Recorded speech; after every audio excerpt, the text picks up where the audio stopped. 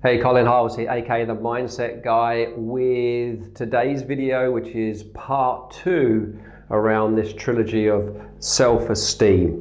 And if you haven't watched the first video, please watch the first video because each video builds and it will make more sense if you do that. So if you haven't watched it, stop this video, go and watch video number 1 and then come back and watch this video. So in the first video, we looked at a definition of self-esteem, and we also looked at the 2 factors, or started to explore the journey into the 2 factors, worthiness and self-concept, a performance assessment and a personal assessment. And we use this scale here between 1 and 10. So, to not like oneself, hate oneself, to like and accept oneself, have a high self-regard, right? And I asked you 3 questions. So hopefully you did those 3 questions and you know the answers to those 3 questions, because it will start to make more sense for you if you did that. You'll get more from these videos if you do that, right? So I also talked about a CEO. I'm not sure if I mentioned his name anyway, but I'll change his name, John. We'll call him John the CEO, right?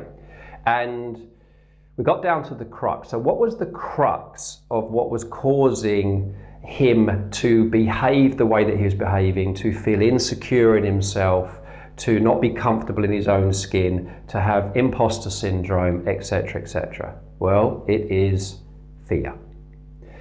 Fear sat right at the core of all of that. That was the driving the behavior decisions, and then the challenges in his life as a result of those decisions.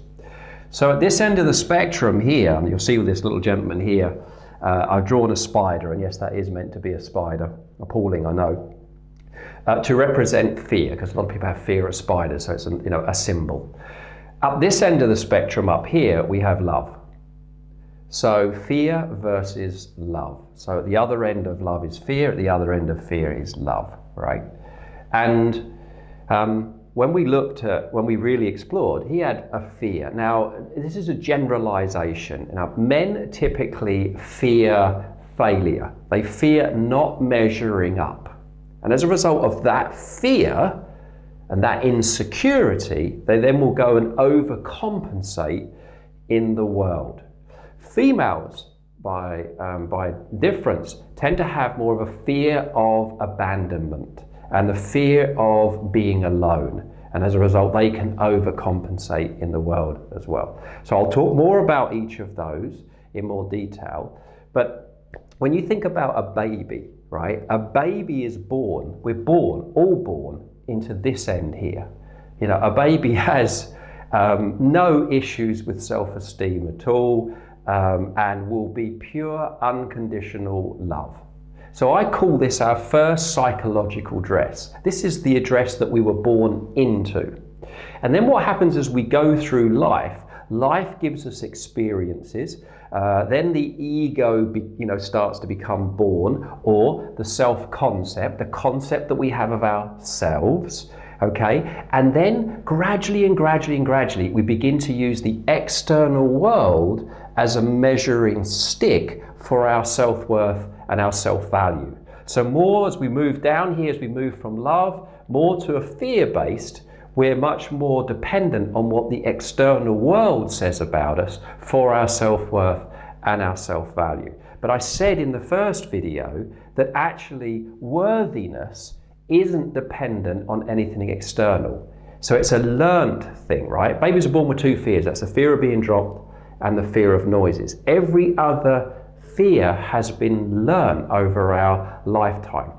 And it's my belief that for many seekers, so if you're watching this video, I'll call you a seeker, seeker of information and knowledge that can help you tap more of your potential. I'm a seeker too. Is ultimately a spiritual journey to get back home. So many people that I work with have, what could be described as homesickness. I just want to get back home here where I'm comfortable in my skin, secure in myself, have external optimism, and all the good that goes with that, right? So we've started here, we sort of move in this direction over life, and then we want to get back there again. Certainly that's all that CFO wanted. I just want to be comfortable in my skin. Because if he's comfortable in his skin, so many things will take care of themselves. So fear versus love. So when you ask yourself the question, the very first question, right, and I ask you to score yourself, where did you score yourself? Because that'll tell you, if you answered honestly, to the degree that you live more with love or you live more with fear. And whether fear drives your decisions or whether love drives your decisions. And ultimately, we want love to drive your decisions, right? So let me use a metaphor here to bring this alive and understand this a little bit more. So if I use money, okay, so as I live here in Spain, so here's 50 euros. Now you can get a 100 euro note, but I just don't have one. So I want you to consider what your currency is. What's the biggest bill that you can get? So it'll be 100, right? But I'm going to use 50 here. Now, if you and I were sat together having a coffee or a wine or a beer, and I said to you, would you like this? You can have it. You probably would say, thanks, right? I'll take that. Why? Because there's a value attached to it that you can then go out and spend, right? Pretty straightforward. But what if I screwed it up into a tiny little ball, right? Screwed it up and said, do you still want it? What would you say? Yes. Why? Because the value's still there. The value hasn't changed. It looks different. Doesn't look like it did, but it's still valuable. Well, what if I put it on the floor and stamped all over it, right? Kept stamping on it, stamping, stamp all over it. And then I picked it up. Would you want it? Yeah, why? Still the same value, right? Just dust it down a little bit, but fundamentally it's still the same value. Well, what if I put it into my mouth, right? And chewed it up and then spat it out? Would you still want it? Yeah, now you might not pick it up straight away. You might wait for it to dry, but you'd still want it. Why? Because it's still the same value, right? If I ripped it in half, would you still want it? Yeah, because you could just sellotape it back together again, right? It's still the same value. So what's my point? Well, my point is that really our value, our true worth, the inner core of who we are, call it soul, call it real self, call it whatever you want, is never changes. It never changes in value. It's always the same. So it doesn't matter that maybe to the external world, we aren't living up to a benchmark called beautiful, right? And so many young girls, certainly, this body conscious, that are trying to live up to a standard that's set by society, and when they don't, they feel shit about themselves, right? Low self-esteem. And when they do, they feel good about themselves. So they're constantly trying to change their appearance to meet an external benchmark called beauty, right? But their inner value and your inner value never changes regardless. You can find individuals that are disfigured or, born without limbs, and they still have high self-esteem and high self-regard. They understand that their value, intrinsic value, is not dependent on, a physical appearance. What about where I trod all over it and stamped all over it? Well, yeah, sometimes friends and family seem like they walk all over you and stamp on you, metaphorically speaking. They say harmful things, they say harsh things, they say things that are not very kind and not very caring. You're not very good, you'll never measure up to much, etc., etc. But actually, the value's still the same. Your value's still the same. It's not dependent on what people say about you in terms of the words that they use. And what about where I put it in my mouth, threw it up and spat it out? Well, as I talked about in my last video, all about adversity, we can go through life and we can experience the big stuff of life. We can have a relationship breakdown or a financial fall, or we can be made redundant, or a health scare, right? But our intrinsic value isn't dependent on that. So there's a place in all of us, every one of us, that is already whole, perfect, and complete. Now here's the challenge, right? That when we move at this end of the spectrum here, we kind of are operating from a known. I am worthy. I'm worthy, full stop. Whereas at this end of the spectrum, as we come down here, we begin to move into a space and place, and it's to do with our self-concept. I'm going to talk about that on the next video, where we start to question, and we start to say things like, am I, fill in the gap, enough? Am I beautiful enough? Am I clever enough? Am I successful enough, right? And you can fill in whatever you want in there. And of course, the only way to get the answer to that is to go to the external world. That's the only place we can get the answer. And of course, if we don't, meet the benchmark, then we're not going to feel too good about ourselves. And So then we strive, we do our best to get to that point where we do, only to see that people and things have moved on again and right? So we're constantly striving for our feeling of worth rather than coming from the place and space of I'm already worthy.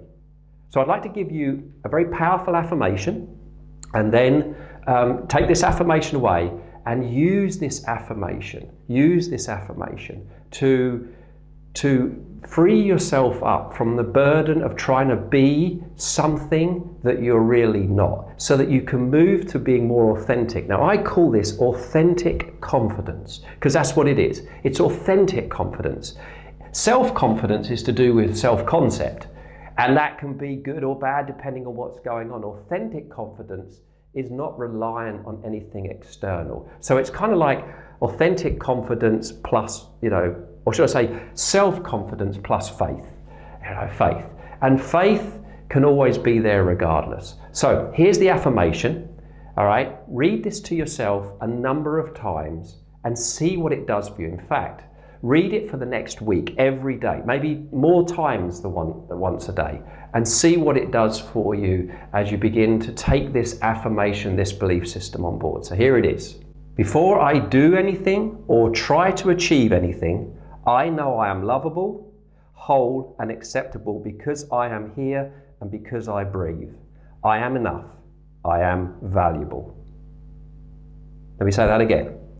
Before I do anything or try to achieve anything, I know I am lovable, whole, and acceptable. Because I am here, because I breathe, I am enough. I am valuable. Now, if you say that to yourself over and over again, I want you to notice what happens.